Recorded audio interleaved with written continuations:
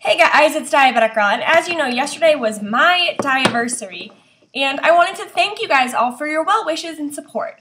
But unfortunately, I did have a little tumble last night, but before we get into that, I want to share some really good news.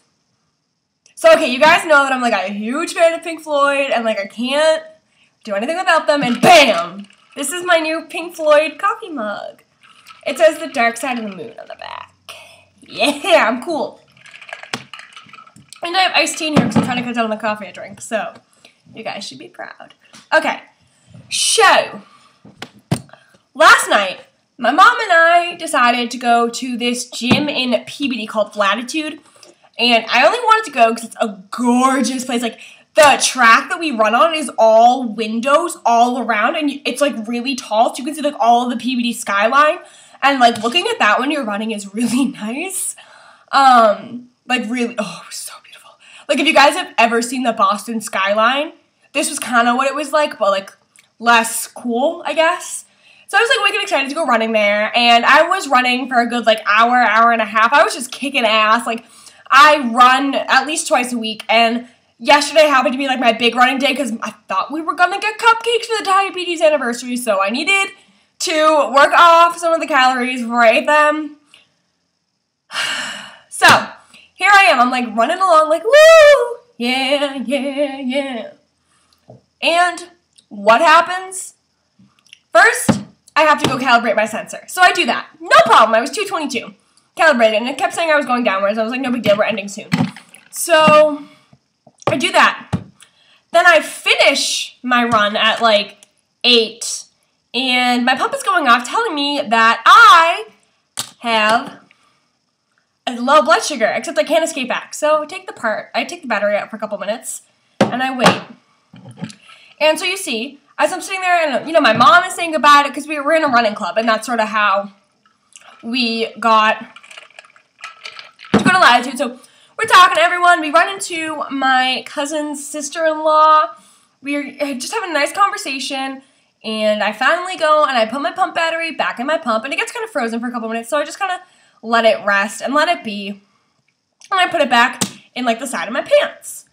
That sounded really weird. Let me explain that. So when I go running, I can't like, I put it here.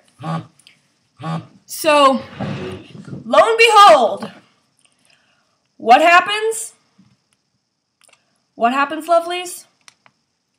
What happens? Button error.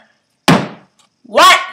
Yeah, button error. So here are my mom and I going to Starbucks. Crap, I need to open this. My mom and I are going to Starbucks. I'm freaking out because I like don't know who I need to call, text, anything to sort of get myself the stuff I need. And then I'm sitting in the car thinking, and I'm like, okay. I know that I have needles in my bedroom, and I know that I have Lantus. I have 6 bottles on the fridge, and I know that I have my Humalog. No prob. No prob. So now that I'm a little less freaked out, my mom and I are like, we're just making the jokes of it, and she goes, well, of course this happens to you. It's your diabetes birthday. Of course it happens to me on my diabetes birthday. Happy birthday, diabetes! You got a new pump. So I was just like, great. So we get home around 8:30. I get on the phone with Minimed almost immediately, and my blood sugar is 72, so I was lucky at that case. I'm on the phone with Minimed. They agreed to send me a new pump. And while I'm on the phone with them, I say, hey, do you think you could send me a new pump clip too? Because, you know, I run all the time. That's kind of the reason why my pump malfunctioned today. So they sent me a new pump clip. The woman was so nice and so helpful. She just wanted to help me get through what I needed to get through, which was wonderful. I was so happy. And then, you know, I'm just chilling out on the phone. I'm on the hold for at least an hour, which was kind of sucky, but that was okay. I was able to get stuff done. And then, so that happened. Then I took insulin out.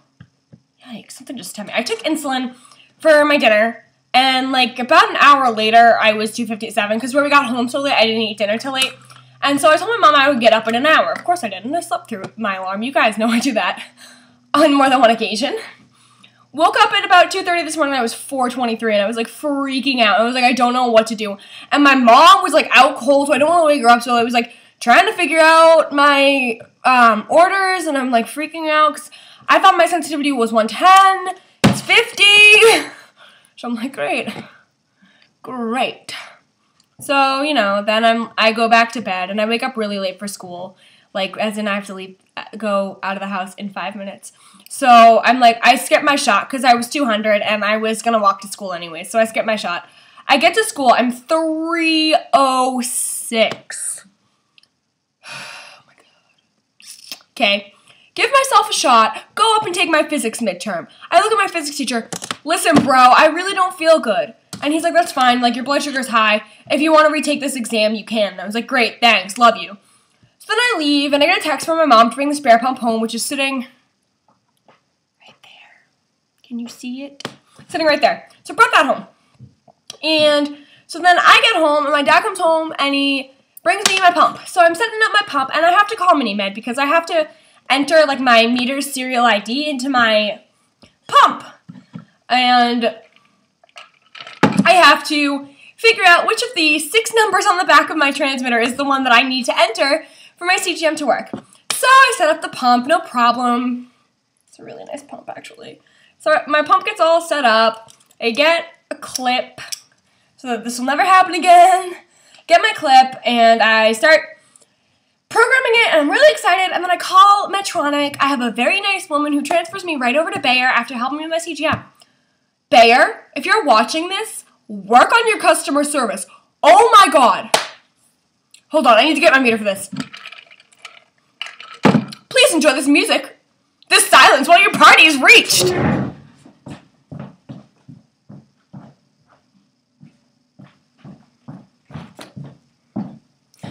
Okay, so I'm on the phone with Bayer, and I say to them, so usually, like, right here is where the, like, ID is. I found out it's actually right here, and it's also inside of the meter.